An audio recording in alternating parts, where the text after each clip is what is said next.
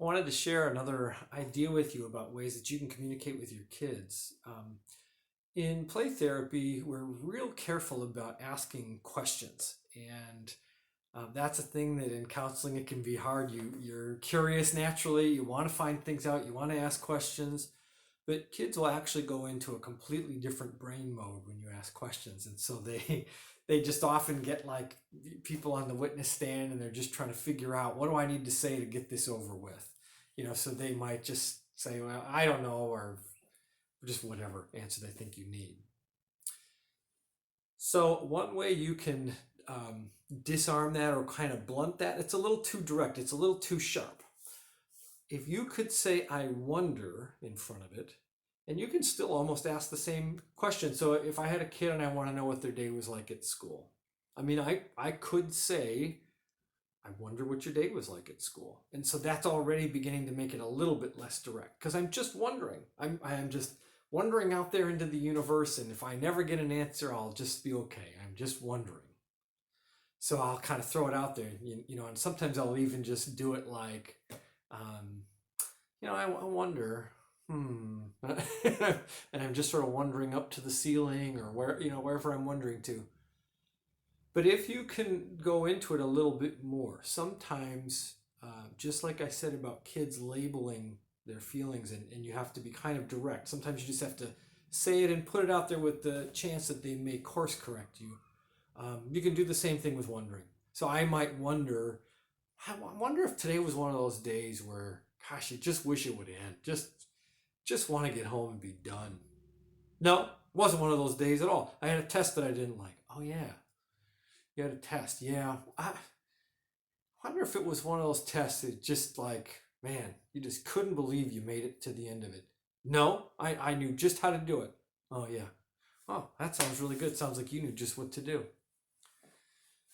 So, in that, again, like I said in the previous video, it's not like you're trying to be a parrot or condescending. And if you come off that way, just course correct it. Just apologize. I'm sorry. I'm not trying to mock you or mimic you or anything like that. I just really do want to know.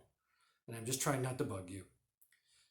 If if you can get into it sometimes more specifically, sometimes they relate to it a little bit better than if you're just saying, I wonder if you had a good day, or I wonder how school was today. They might not answer that still, but if you were making it more, I wonder if today was one of those kind of days that dot dot dot, and they may answer that more.